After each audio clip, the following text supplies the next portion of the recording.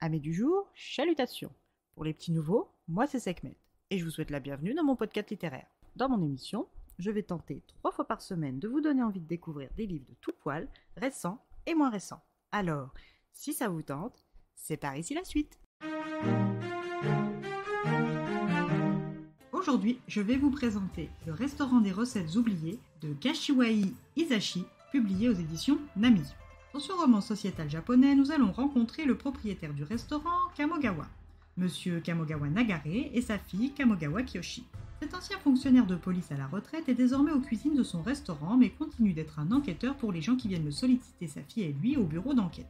Si vous avez une recette, il retrouve votre plat sous réserve que vous soyez destiné à trouver l'emplacement du restaurant. Si votre destin est lié au Kamogawa, alors rendez-vous à Kyoto, près du temple Higashi-Ongaji, dans la rue Shomen, composée de boutiques d'accessoires bouddhiques, de prêt-à-porter et diverses entreprises qui se succèdent dans cette étroite rue à l'est de la rue principale. Le restaurant Kamogawa est la deuxième maison sur la droite. Sa façade inhospitalière grise et l'absence d'enseignes et de norennes donnent l'impression que le lieu est réservé aux habitués. Mais l'odeur propre au restaurant attire le chaland.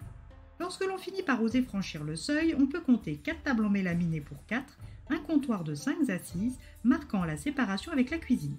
Près de l'entrée, un hôtel Shinto consacré à la défunte femme de Nagare, Kikuko, et une télévision. Une fois installé au comptoir ou à l'une des tables, la règle est que Nagare prépare et choisisse le premier repas. Car dans ce restaurant, rien n'est ordinaire. De l'annonce dans la revue culinaire du Ryori Shinju, en passant par l'absence de signe extérieur de l'activité de restaurant, en finissant par l'absence de menu. Une fois rassasié, tous ceux venus faire appel au bureau d'enquête Kamogawa passent par un étroit couloir orné des photos des nombreux plats cuisinés par Nagare issus de toutes les origines et cultures, puis arrivent dans une pièce où Koichi les attend avec un formulaire.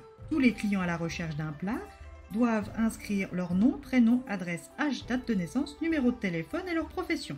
Si le nom, l'âge et tous les renseignements annexes peuvent être faux, seul le numéro de téléphone doit être vrai, car c'est le moyen que la famille Kamogawa choisit pour les recontacter.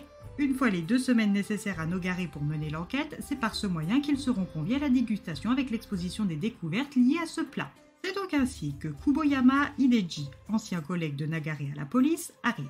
Étant sur le point de déménager avec Nami, une collègue avec qui il entretient une relation après 15 ans de veuvage, il souhaite déguster une dernière fois un abeyoki udon, comme le lui préparait sa femme Kubo. C'est également par ce même processus que Nobuko Nodaya souhaite remanger un ragoût de bœuf lui rappelant un érudit passionné de littérature japonaise avec qui il y a 55 ans elle a coupé les ponts alors même que le courant passait bien entre eux, se privant peut-être du bonheur. Tomomi Iwakura, quant à lui, préfère se faire appeler Taro Yamada et souhaite remanger des sushis au maquereau que la gérante de l'auberge voisine à son lieu d'habitation d'enfance lui préparait pour le goûter. Suyako Hirose veut manger des tonkatsu, du porc pané comme son ex-mari les faisait. Étant mourant, elle veut en partager avec lui une dernière fois. Asuka Mizuki, étudiante de 19 ans, a partagé avec son grand-père un plat de spaghettis à la napolitaine lorsqu'elle n'avait pas encore 6 ans. Et depuis cette révélation culinaire, à chaque fois qu'elle déguste des mets goûtus, elle ne peut s'empêcher de verser des larmes de pur bonheur. Et notre dernier client a respecté le processus des Kamogawa est Isahiko Date, 33 ans. Lui veut remanger le ragoût de bœuf aux pommes de terre de sa défunte mère. Ces 6 clients vont partager leurs histoires, leurs souvenirs avec le duo père-fille ainsi qu'avec Roupillon, le chat adoptif du restaurant, le patron du restaurant de sushi voisin Hiroshi, fidèle client, et Tae Kuruzu, devenu une habituée après avoir accompagné son ami Nobuko. Alors, si vous aussi vous êtes à la recherche d'un peu plus qu'une expérience culinaire régressive, venez dans la rue Shomen au bureau des enquêtes Kamogawa.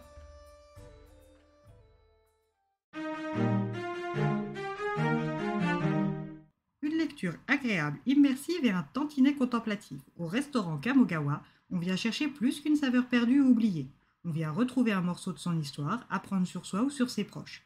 C'est donc sans grande surprise pour ceux qui me suivent depuis un petit moment que je vous recommande une énième lecture nippone. Et bien voilà, j'en ai fini pour aujourd'hui. J'espère que cet épisode vous aura plu et vous aura donné des nouvelles idées de lecture. Si vous souhaitez découvrir d'autres petits bonbons littéraires tout droit sortis de ma bibliothèque, je vous retrouve le samedi 23 septembre prochain pour un nouvel épisode.